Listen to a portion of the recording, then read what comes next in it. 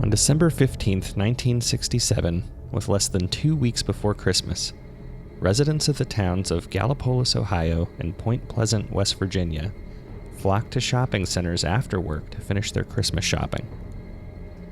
Traffic jams ensue as a result, and people sit in their cars attempting to cross the aging Silver Bridge, which connects the two towns traversing the Ohio River.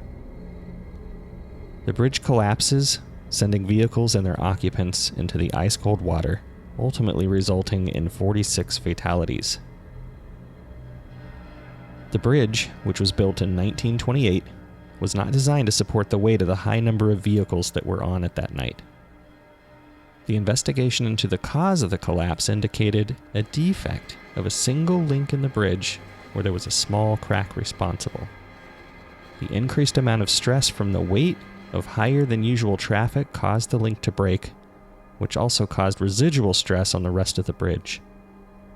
It was said that the original crack was no more than 0.1 inches deep when it went critical, and could have easily been missed by a bridge inspector.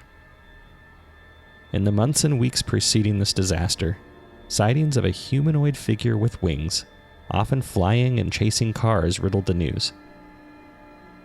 Reports were of a 7 to 8 foot tall creature with glowing red eyes came forth with multiple witnesses.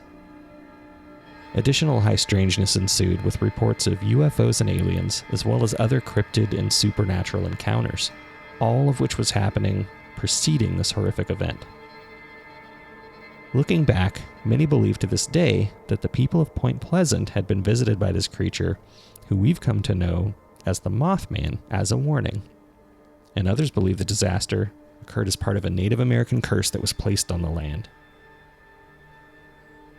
Today's guest is filmmaker Seth Breedlove. You might recognize some of his work, like The Beast of Whitehall and The Minerva Monster. But he's here today to talk about his latest film, which I've recently watched several times, The Mothman of Point Pleasant. Seth's documentary takes a deep dive into the Mothman sightings from eyewitness accounts among the residents of Point Pleasant, focusing on the many sightings and strange events in the 13 months that preceded the collapse of the Silver Bridge in 1967. Well, let me just jump in here. Why don't you tell us a little bit about what prompted you to do a film about Mothman? In 2002, I saw that Richard Gere, the Mothman Prophecies movie. Mm-hmm. And I saw it. I remember I saw it like opening weekend, and I saw it at the Dollar Theater in Canton, and I don't know how it ended up playing at the Dollar Theater opening weekend, except that I know that it was later in the summer, if I remember it. It might have even been the winter, but I remember going multiple times with friends of mine, including two of the guys who were working on, or who work on my movies now. So it was kind of cool. It was like a full circle kind of thing when we made this movie. But that was like my introduction to Mothman, and it was also what I'm pretty much crediting as being like my introduction to kind of paranormal subjects in general, was that movie, that Richard Gere movie, which is kind of funny. But that was my introduction to the story, and I kind of fell in love with it. And then last year, I went and did the Mothman Festival down in Point Pleasant. And while I was there, we were already kind of playing with the idea of making the Mothman our next movie. We had just finished shooting Boggy Creek Monster, but we hadn't released it. And really, I think we were in the throes of editing when I went down there. So we were just not sure there was enough story to tell to make a movie about it. And I got to talking to this police officer in Point Pleasant during the festival, and he was like, one of the security guys, I guess, at the festival. And him and I got to talking, and he told me this story about a girl that he went to school with who died on the bridge. And I thought it was really emotional, and like you could tell it still affected him. And I was like, that is kind of what I want to do. Is I want to do something that isn't solely motivated by monsters, which none of our movies really are. They're all about the people, but I wanted to do something that had this kind of like really strong, tragic, emotional kind of heart. And that was what drove us to do the movie. And you can kind of tell, like, everything in the movie is driven forward by that bridge collapse. Like, even I think the music definitely has this very strong, like, emotional core, but even the way the movie opens, and it has a very, like, slow pace, especially compared to Boggy Creek Monster. I always reference the fact that like Boggy Creek Monster was the movie we made right before this, and when I say right before this, I mean like 5 months. I mean there was very little time between the two movies. But the average B-roll shot on Boggy Creek Monster is maybe 2 seconds. Most of them were a little shorter than that. And this movie, for the most part, I try to keep all the B-roll to like 4 seconds or longer. And honestly, that kind of plays to my tastes a little more. I like slower moving kind of shots and stuff rather than that quick paced kind of cut style that everyone uses now. But everything in the movie was informed in some way by the bridge collapse and having that in the story. Man, that was a drawn out answer. I am sorry. That's okay. I love it, and I think you can you have a certain element of the film that's it's kind of like a nice combination where you really get a sense of the the atmosphere, the tone, and the mood of people. Both like what you said within the music and some of the cinematography. And I really like, like the drone shots you guys did. And it kind of just gives you a good feel as if it's, I don't know, like I visit family back East and you get that kind of nostalgia, I guess. And maybe that's for me just because I've been back to the East Coast and kind of bounced around there a little bit. But you did a great job of getting kind of an atmosphere that you just kind of, you understand. Yeah, no. And a lot of that, the atmosphere is informed by being raised in Bolivar, Ohio, which is pretty close to the Ohio River. I mean, you're like an hour and 10 minutes from Marietta in Bolivar, and that's right on the Ohio River. And when I was a kid, we watched the TV, the family television, which was this tiny little like 18-inch TV, tube TV that we had to carry into the living room if we wanted to watch, because that was the only place that the rabbit ears would pick up a signal. And we would watch like sports or whatever, the local news or whatever on this TV, and it was always from Wheeling, West Virginia. And as a kid, I can remember thinking there was something really weird about the Ohio Valley, like the Ohio River Valley, and growing up there. I just felt like I remember watching the news, and weekly, like there was some sort of ghost story or Bigfoot sighting or UFO story on the nightly news when I was a kid growing up. And I just thought, is this just here? Is this like this everywhere? And I think there is an element of that to places all over the country, but there's something very weird, just inherently weird about the Ohio Valley. Well, and I think you kind of hit the nail on the head there because, excuse me, I got to clear my throat here. I think in your film, I mean, I'm a huge fan of the Mothman Prophecies movie, but they don't go into the detail that you do about all the other things going on. It's like, this isn't just about Mothman. There's the whole cornstalk history. There's alien and UFO sightings. There's even possibly a different cryptid. I don't know if that's the same thing people were seeing or not. I'm trying to remember what it was called. The Flatwoods Monster? Monster. Yeah. So there's all this stuff going on, and it's within most of it's really kind of a short amount of time surrounding the Mothman sighting. So, I mean, what's your take on some of all that other stuff? Maybe we could start with cornstalk. Do you think that had anything to do with the presence of the Mothman or the sightings? No, I don't. I think the cornstalk curse is absurd. And I had always thought that. I had actually never even heard about it until more recently, maybe in the last like 3 or 4 years. And the first time I heard about it, I thought it was absurd because I grew up in a family that loves history, and I grew up in a family that has a Native American background with my it's like my third generation. I'm like the third generation grandson of a Cherokee. So like I'm aware of like Native lore and all that kind of stuff. And I know that curses are not something that were taken lightly, and typically curses weren't placed on people. And it wasn't something that happened. And then the idea that a person could be struck by multiple musket balls and then lay there dying and rattle off this very long, detailed curse is kind of silly to me. So I always thought the whole idea that Curse of Cornstalk was absurd. But it was kind of weird that our first night in Point Pleasant filming on the movie, this movie was shot in a really weird way where we went back 3 times to shoot. The movie was basically shot over 3.5 days. And but the first time it was just Zach and I, and we were there for an entire day. But in the evening, we shot downtown after dark with the lights, and that's actually the Christmas tree or the Christmas light footage that you see during the Silver Bridge sequence. But we talked to Lynn, who is in the movie and is the 7th generation granddaughter of Cornstalk, and she brought up the fact that play exists, where that curse kind of originated, and from there on, I knew that we were going to at least try to give that perspective that there might not be any historicity at all to the Curse of Cornstalk. And we just lucked out that the day we were at the tourism bureau, the guy that ran it actually had the play on hand, and we were able to take a photo of the play.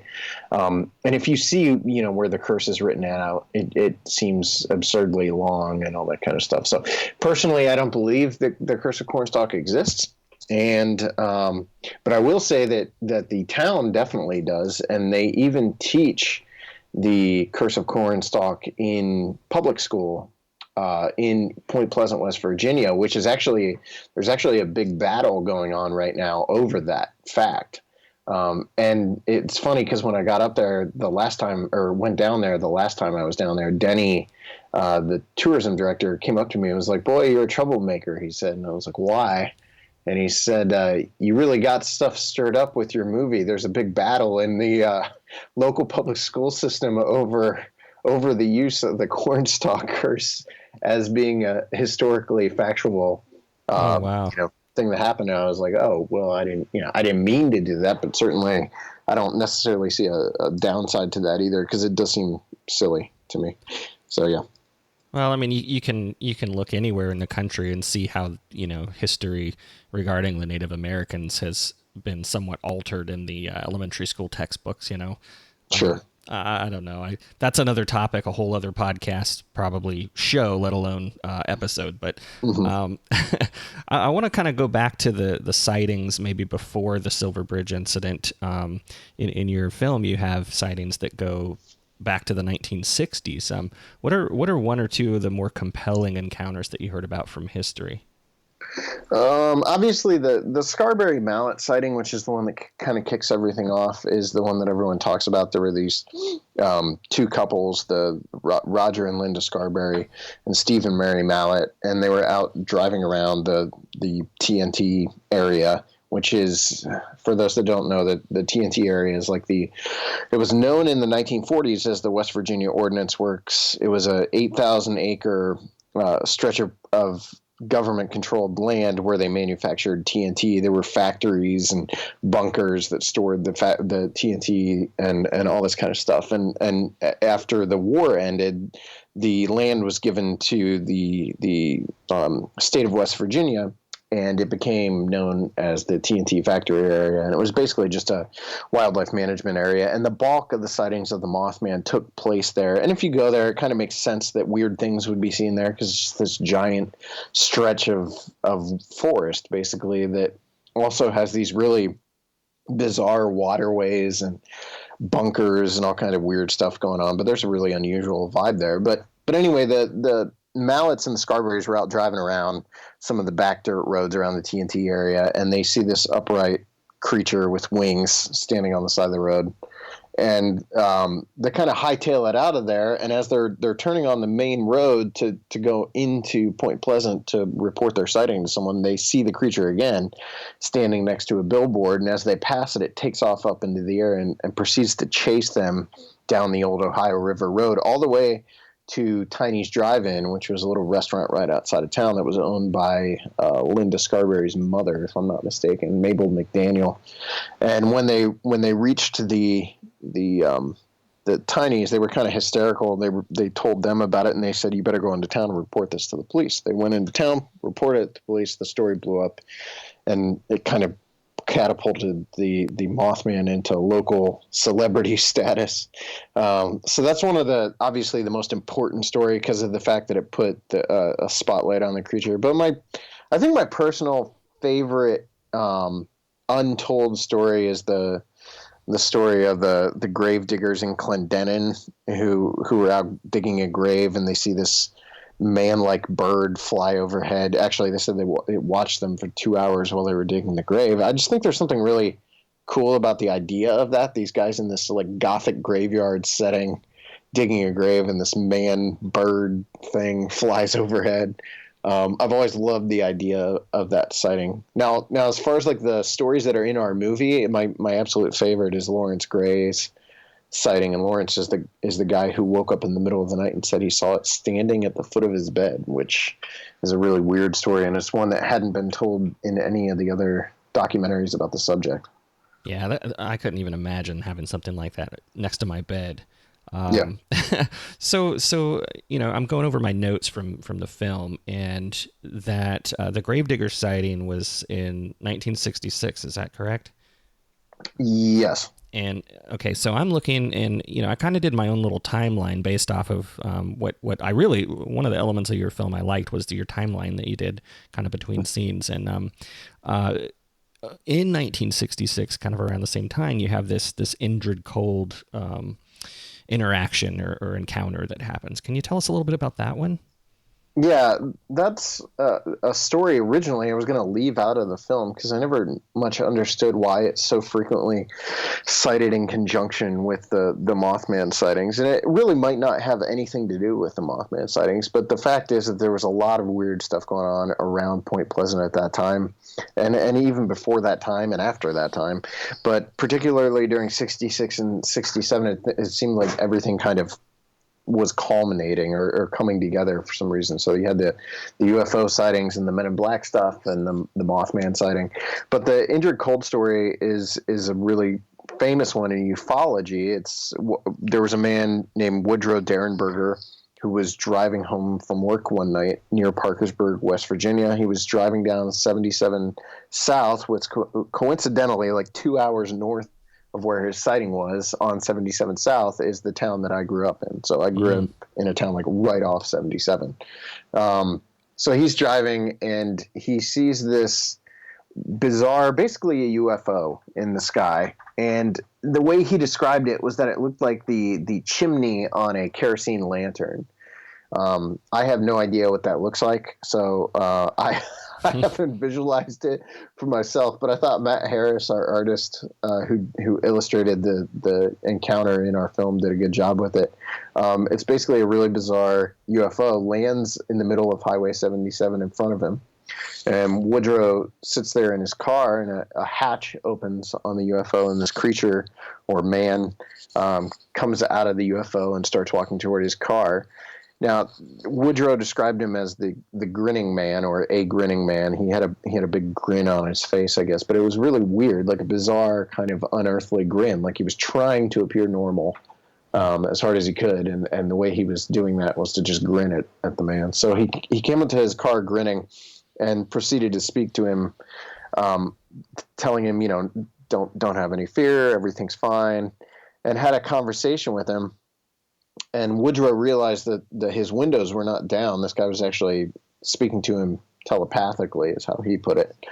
And strangely enough, later that same night, two other men who were headed north on 77 said they also had an encounter with a UFO that landed in the road, and a grinning man spoke to them as well. And the same night, a woman in Point Pleasant itself had an encounter with two men in what she said were coveralls that had walked out of their own UFO. So whatever the deal was, there was a lot of contactee action going on that night in 1966. But that Indrid Cold event is often tied to the Mothman sightings because of the fact that it happened so closely to when the first sighting happens by the Scarberries and Mallets. And of course, the Mothman Prophecies movie, ties Indrid Cold, I think, very directly into the overall story. Yeah. Well, at some point, I like to make a list. I'm a list person, right? I do pros and cons lists. I'm kind of collector of data, you could say. So I started listing out the similarities between the sightings and some of the differences. And I think at some point you mentioned that the reports kind of turned towards the supernatural rather than a flesh and blood creature. Do you think the Mothman could actually be some kind of unknown species of bird, or do you think there was some more of a mystical nature to the sightings? You know what? That is weird because I came into this, and I'm a Christian, all right. So, and I typically mention this up front because of the fact that a lot of people get offended if I don't, because they think I'm somehow trying to sneak my faith into the discussion. But that's not the case. I tend to have more of a Christian bent from my own perspective. So I had originally thought perhaps this was like some sort of demonic force, maybe it was some sort of angelic force, something like that. I don't rule things like that out, because I'm who I am. But the more I looked into it, the less I kind of viewed it that way. And I don't know where I stand on any of this now, as far as like my own personal opinion. I just know that I no longer believe it was an owl that people were seeing. And, when it comes down to like if it was some sort of supernatural event or not, I don't rule it out. But I think from my own perspective and from what I've learned, I think possibly this was some sort of government test or something on the populace. That's my own kind of personal theory that I'm working on. It's just such a bizarre kind of story, and other than Lawrence Gray's sighting of the creature in his room, I don't see anything that outright screams supernatural to me about this. And but I definitely don't think that the Mothman sightings themselves were solely of like a misidentified owl, which when we originally started making the film, there was kind of like joking amongst the crew that, well, this was probably just an owl, right? But the more we looked into it and the more people we would talk to, the less I feel like that's an adequate explanation for what went on. No, I don't think after watching the film that your suspicion about government involvement really bled through the film. No, I keep myself out of anything connected. It's like the fact that like what I was just talking about as far as my faith and stuff. Like I have no say in the story. I try to let our witnesses tell the story, and then when we write the narration and stuff, that's based off of what the opinions of the locals is and things like that. So yeah, and that's a weird tightrope to walk, because if I sense that I'm starting to insert myself into the story in any way, I bristle pretty hard at that, because I try to keep the story as I try to tell the stories as objectively as possible. Well, and I'm kind of fascinated by that take, though. If you don't mind, I'd like to go down that path a little bit. So I'm a big conspiracy guy. I'm interested in them, but I'm not necessarily known to be convinced of a lot of them. A lot of the popular theories. That's the way with me. Yeah. But what do you think the government could have been trying out or experimenting with there? I don't know 100%. I just think that something is tied to the TNT area and the amount of chemicals that were being dumped into the water. There's also the fact that there was a government prototype, and this was in an issue of there's like a magazine called, I want to say it's called like Medal of Valor, but I can't remember if that's the actual name of it. But there's a military magazine where they, for whatever reason, they debunked the Mothman sightings as being tied to a military prototype paratrooper uniform that was being tested out at the Point Pleasant National Guard Armory around the same time, which I thought was really fascinating. Now, I don't think that explains away things like the UFO sightings and all that kind of stuff, but maybe everything is tied somehow to the fact that there's a massive amount of toxic chemicals and waste being dumped into the water around Point Pleasant. And it's still a problem even to this day, whether they admit it or not. I have a friend who has a relative who works for a company that was dumping toxic chemicals in the area at the time.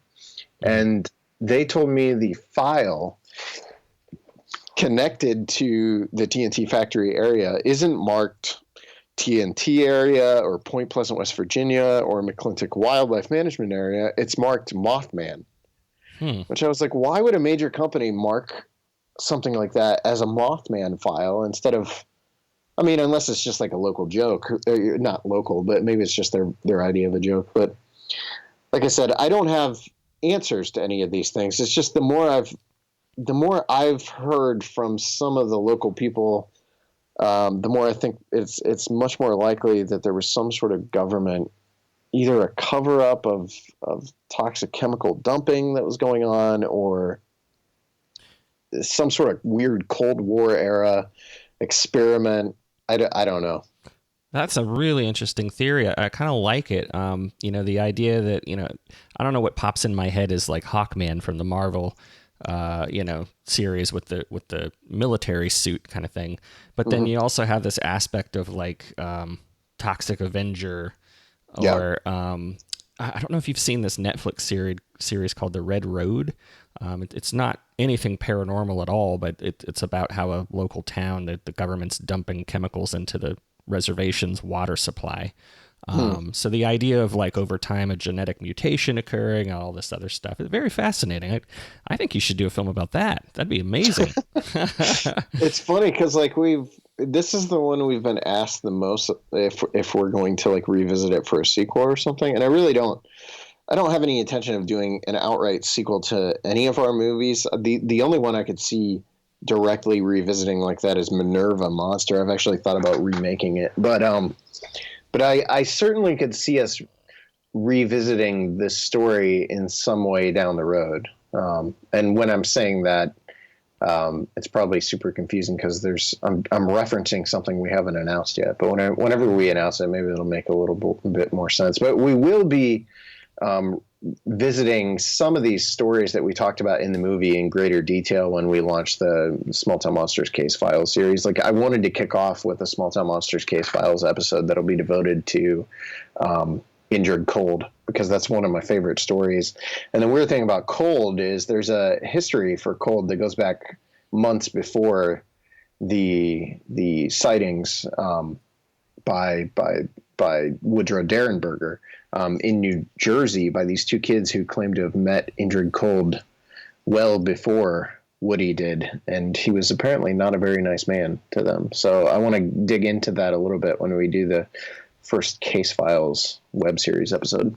Oh, I'll be looking forward to that for sure. Let me kind of go to the prophetic nature of these sightings. There are a lot of people who believe, as in the movie's title, that Mothman Prophecies movie, that these sightings were prophetic, somewhat of nature, that he's some kind of harbinger.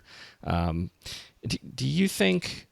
Two-part question here. Do you think that's true? And then if so, or if not, depending on your answer, what is your opinion on the recent Chicago sightings? This is like a tightrope I get to walk. I don't personally buy into the prophecy nature of the sightings. I think it's a very unusual thing that the sightings preceded the Silver Bridge collapse, but I don't necessarily see the Silver Bridge collapse as being supernatural at all. And I don't necessarily think there was a warning going on, although some people did seem to think that the Mothman itself was trying to communicate with people. The issue I have with the Mothman Prophecies book, and I love Keel, and I love Keel's work on this, and that should be apparent from the movie. I mean, we talk at great length toward the end, especially about how Keel and Heyer are one of the only reasons the story was preserved to begin with. But I just don't know that I buy into prophecy. When you're writing about a prophecy in retrospect, it's kind of hard for me to take it seriously. You know what I mean? So Keel wrote that book after all these things had happened, and I'm not saying he was saying that he was making it up. I'm just saying it's a little difficult for me as someone who tends to be more of not a skeptic, but a little more skeptical, to take some of the things seriously. And a lot of the prophecies that were told to him didn't even come true to begin with. So Personally, I do not buy into the prosthetic nature of the Mothman, although I definitely like the idea. I love the idea. Mm-hmm. Okay. I was walking around. I was dancing around that as much as I could. I think you did a great job. One of the odd sightings that you've mentioned already that kind of stood out to me as not like the rest was the Flatwoods Monster. Mm-hmm. Do you know if there's been any additional sightings from after the one that you mentioned in the film? No, and we didn't. The reason the Flatwoods Monster is in this movie is because it's one of my absolute favorite stories. If I had my dream small town monsters movie, it would be Momo, but Flatwoods would be right up there at the top. And I've wanted to do Flatwoods since we started doing this, but the problem with Flatwoods is there's very few original witnesses, if any, left. And then also it was a one-time occurrence, and it only happened over the course of the one night, and then it was never really seen again. It's such an unusual case, and it involves certain aspects of it kind of remind you of modern day ufology, especially some of the people who got sick. I think there was a dog that died after coming into contact with the creature. It just things that today remind us of modern ufology. So I love that story, and that's why it's in the movie. Well, that and the fact that it took place relatively close to Point Pleasant, just a couple hours away. So it's one of my favorites, but it was unfortunately, or fortunately, I guess, for the people that lived through it, it was only over the course of one night. So all these things are happening, and some people kind of tie them together, some people don't. How do you think everything ties into the Silver Bridge incident? Yeah, I guess I don't. I don't know why. And it isn't just the fact that I have like a great deal of respect for the people of Point Pleasant, the people that lost their lives on the bridge. I just don't see evidence that the two are tied together from if you're taking a flesh and blood creature standpoint, you're just going to assume it was some sort of, the Mothman was some sort of animal that was seen down there, and it was an undiscovered bird. Which kind of seems like a silly explanation to me, especially after you hear the disparity of a lot of the creature reports and how they don't necessarily sound like the same creature that's being seen by every single person. It's a very romanticized idea, adding the creature into this Silver Bridge collapse as like a harbinger of doom, or he's prophesying about. To me, that's very romanticized. Mm-hmm. But it does. I mean, it's such a great narrative. I mean, it adds a really cool narrative tied to the bridge collapse. It really does. And at one point, Denny says in the film that kids today just think the Silver Bridge collapse is part of the Mothman legend. And so obviously it worked for a lot of people. It's worked, and that story, the Mothman story, is tied to that. And there will never be a way to untie it from the bridge collapse. But for me, there were two very separate incidents. I think the bridge collapse put a damper on the reporting of UFOs and Mothman sightings. I don't think that the Mothman sightings just outright stopped after the bridge collapse. Although I do believe that they slowed down drastically, and then over time I do think that they stopped. I don't know that there's too many modern day sightings of the Mothman that I put a ton of stock in. And you had brought up the Chicago stuff, and I completely forgot to mention my the guy that did the music for the Mothman at Point Pleasant is actually traveling out to LA right now, and he just stopped in Chicago yesterday, and he actually went specifically to go to some of those sighting locations. Mm-hmm. And he told me it's insane to think that some of these sightings taking place there right now are factual, because I guess he said one of the places he went to where two of the sightings have happened is like one of the busiest parts of the town. And he said for there not to be a photo, or he said when he was there were literally thousands of people around, and it would have been around the same time as one of the sightings. So I don't know. You got to wonder sometimes if people don't want to just be a part of the Mothman story, or really, I guess, any of these stories, but especially the Mothman, for some reason, seems to draw people in a weird way. Like people want to be a part of that legend. Mm-hmm. More so than almost any other story we've done. I've definitely seen that more with the Mothman story. I think it's so unique, and what's captivating about it to me initially when I went way back when I saw the Richard Gere movie was, like the idea that there is some kind of supernatural entity present that's all he's doing is warning people or giving some kind of, heads up, hey, this is going to happen kind of thing. Mm-hmm. I don't know. I don't know if I buy that either, but it's definitely interesting how different people perceive it. And I guess my next question would have to do with the residents. I would think that if a tragic event happened, not everybody would be open to all the, the fanfare and the tourism and maybe even the Mothman tie-in. Right. What was your take on their feelings about the whole significance that it carries? Yeah, that's you're right. That is pretty much, I would say maybe 70 to 75% of the people I talk to locally are not a fan of the fact that this is a part of their history, and especially that it's as popular as it is. And for people locally who are connected to the Silver Bridge, especially, they don't necessarily embrace the idea of the Mothman and the fact that it is kind of their local celebrity. It's not the case with everyone, and a lot of people do see that this has been very beneficial to the town.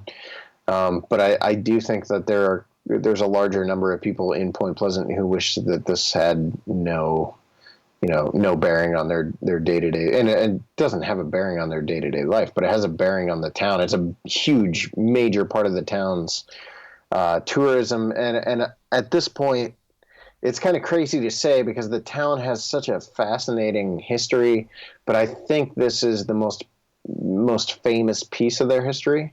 But it really does, like they were located in this point, where the two rivers met, and there was this massive battle fought there, and there's, major historical figures that visited that town. But at the end of the day, I think they're best known for a winged monster from 1966 that visited.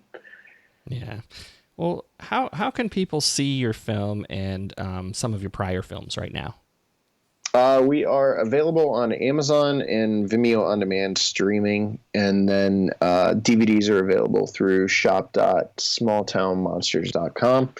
And we are working on getting a much wider distribution avenue ready to go, hopefully by the year's end. We're signing with a distributor, so we're hoping that our movies will be available in a lot more avenues than they currently are. Right now, people have to go and find us if they're looking for us, but we're on Amazon and Vimeo. In November, we're launching our first free web series, which is called Small Town Monsters Case Files, and that's what I mentioned earlier. It's basically going to expand on smaller stories that are told within our films in the, like I said, the Indrid Cold story, there's a lot more to the Cold story than what was mentioned in the 1 minute that it was in our film.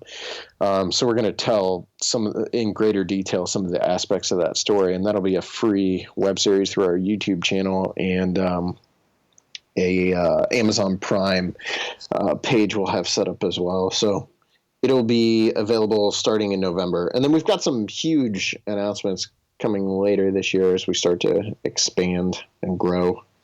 Where can we keep up to date on all this stuff? Smalltownmonsters.com is the official website, and then facebook.com/SMLTownMonsters is where we update by far the most. Excellent. Well, thank you so much, and thanks for sending me the film. I can attest that anybody who listens to my show will definitely enjoy this film. It's got all the factual elements. I think comparing. You can't really compare it to the Mothman Prophecies film, but it goes into some of the details that you're like, wow, where'd they come up with this story from? It's very factual and still high strangeness, So I give it my seal of approval, and thank you so much for coming on the show and giving us the time today. Yeah, thanks for having me on. All of the links Seth just mentioned will be in my show notes at deviatus.com. Thank you so much for joining me this week. Just a quick reminder before I go about the monthly Deviatus newsletter. I am personally curating a collection of paranormal news just for you at no cost. I'm also throwing in some extras with each newsletter like EVPs, and I have some pretty interesting things planned for the future as well. The last thing I want to do is bog down your inbox, so this is coming out only once a month. You can sign up on my homepage at deviatus.com. While I have some great guests lined up for you in the near future, I'm still looking for personal stories to include in upcoming episodes. If you have one that you'd like to share, there are several ways you can do that. Of course, an interview would be great, but for those of you who might be nervous about that and still want to share, you can always leave your story as a voice message by calling 760-659-0530, or you can simply shoot me an email at deviatuspod@gmail.com. I love hearing from you guys, and I should share that some of the episodes with the most downloads have been the ones with personal accounts told. So thank you to everyone who has shared their stories. I already have plans with a couple of you to reconnect, so stay tuned, everyone. Thank you for listening, and until next time, have a great week.